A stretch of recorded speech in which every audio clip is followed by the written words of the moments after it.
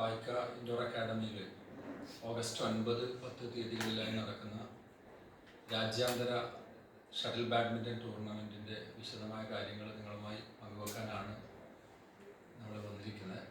മുഴുവൻ പത്രപ്രവർത്തകരെയും വളരെ സ്നേഹം. കേരളത്തിൽ തന്നെ ആദ്യമായ ഒരു സംരംഭമായിട്ടാണ് ഈ ഒരു കാര്യത്തെക്കുറിച്ച് മനസ്സിലാക്കാൻ കഴിഞ്ഞത്. അങ്ങനെ ഒരു ആദ്യ സംരംഭം എന്ന പ്രതീക്ഷയിലല്ല ഞങ്ങൾ ഇറങ്ങിത്തിരിച്ചതെങ്കിലും പ്രവർത്തനങ്ങളുമായി മുമ്പോട്ട് പോകുമ്പോൾ ആദ്യമായിട്ടാണ് സംഘടിപ്പിക്കപ്പെടുന്നത് എന്നാണ് മറ്റ് തലങ്ങളിൽ നിന്ന് അറിയാനും മനസ്സിലാക്കാനും കഴിഞ്ഞത്.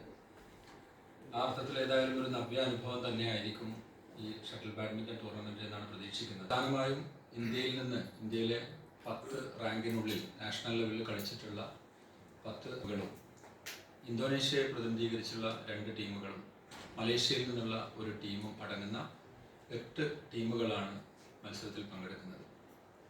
9-ാം തീയതി വൈകുന്നേരം 4 മണിക്കാണ് ടൂർണമെൻറ്റ് ആരംഭിക്കുന്നത്. രാത്രി 12 മണിയോടുകൂടി അവസാനിക്കുമെന്ന് പ്രതീക്ഷിക്കുന്നു. 2-ാം ദിനത്തിലാണ് സെമി ഫൈനലും ഫൈനൽ മത്സരങ്ങളും നടക്കുന്നത്. 10-ാം തീയതി വൈകുന്നേരം 6 മണിക്ക് തുടങ്ങി 10 മണിക്ക് അവസാനിക്കുന്ന രീതിയിലാണ് ഫൈനൽ മത്സരങ്ങൾ ക്രമീകരിച്ചിട്ടുള്ളത്.